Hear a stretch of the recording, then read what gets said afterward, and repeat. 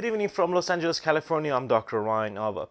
As we are awaiting the results of Georgia runoff re-election, let's turn our attention to two other major political news tonight.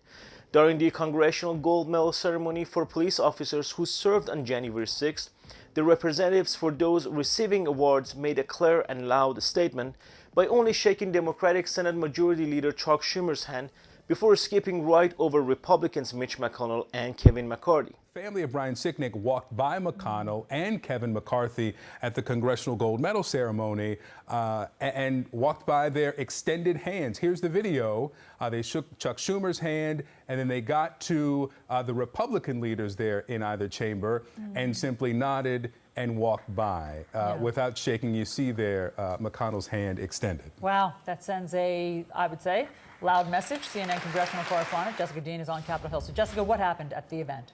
Yeah, it certainly does send a strong message, Victor and Allison, and really the video tells you the whole story. You see them walking there, talking with House Speaker Nancy Pelosi and House Majority Leader Chuck Schumer, shaking their hand, and then just walking by House Minority Leader Mitch McConnell and Senate Minority Leader Mitch McConnell and House Minority Leader Kevin McCarthy, and not shaking their hand. And CNN did talk with Brian Sicknick's mother shortly after that ceremony and asked her what was behind that decision. And she told us, she said, and this was her quote, that she thought they were two-faced. She said that they say they support Capitol Police, but then they go to Mar-a-Lago and, quote, kiss the ring. And I think it's worth noting that McCarthy has been down to Mar-a-Lago several times since then. McConnell, who did not vote to impeach former President Trump over those actions, has condoned those actions and spoken out very strongly against them after all of that unfolded. But that was quite a moment to witness during that ceremony today. And again, just to zoom out to the bigger picture,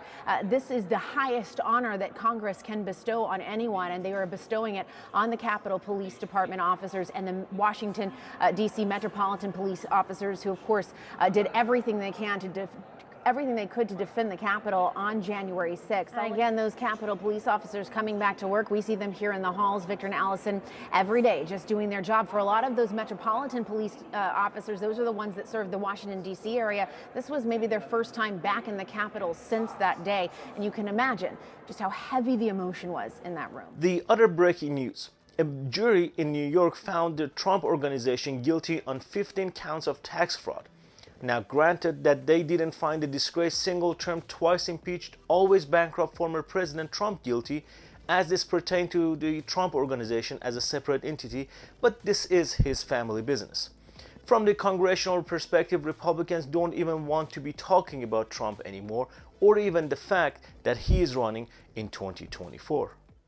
Yeah, Republicans want to put Donald Trump in the rearview mirror. They just don't want to be the ones who do it because they'll get the blame. So any bad news is sort of good news, even if they don't want to talk about it. And these may not always be profiles in courage, as Republicans say. I didn't see that tweet or that Truth Social or the indictment or whatever it may be, the guilty verdict, because it's a rolling disaster for Trump. But all of it is relatively good news for Republicans if it puts him in that rearview mirror. Adrian. Yeah, I completely agree with Doug and Mariana. I mean, look, I worked on Hillary Clinton's campaign. We've been waiting for this day since 2015. There were so many questions that we had about his business dealings. Obviously, a lot of the media got involved, too, and you know, try to look into this. But it feels like in a lot of ways justice has finally been served, even though it wasn't Donald Trump, but it was still his business.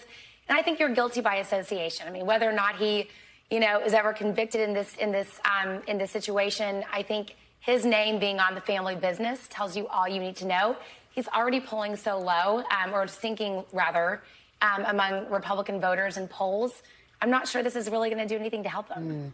I want to get to what's happening in Georgia, but since you all brought it up, let's talk about the Republican response to the latest Trump controversy. I want to play Mitch McConnell from this week and last week and just kind of compare the responses that we're hearing and let you guys respond. First, let me just say that anyone seeking the presidency who thinks that the Constitution could somehow be suspended or not followed, it seems to me would have a very hard time being sworn in as President of the United States. First, let me just say that there is no room in the Republican Party for anti-Semitism or white supremacy. And anyone meeting with people advocating that point of view, in my judgment, are highly unlikely to ever be elected president of the United States. Doug, forceful words, but also very careful, and we didn't hear the name Donald Trump. Look, Mitch McConnell is probably the most careful speaker that you have on Capitol Hill. But what's striking is this was not a response to a question. This was proactively in both those statements. He said, first, let me say. So I'm going to put this out there and provide some cover for Republican colleagues to do that as well. But here's the challenge Republicans face. As you said in teeing this up, the latest Trump announcement and what we saw are troubles. And what we saw in just the past half hour was there was another one. And if we have the same conversation a week from now, it may be two more things that come about Donald Trump. And that's the constant chase that Republicans have with this, is there's always another shoe to fall when it comes for Donald Trump. To support my work, please subscribe to my channel and give this video a thumbs up. Also, please don't forget to hit the bell icon so you wouldn't miss any of my new videos. Thanks for watching.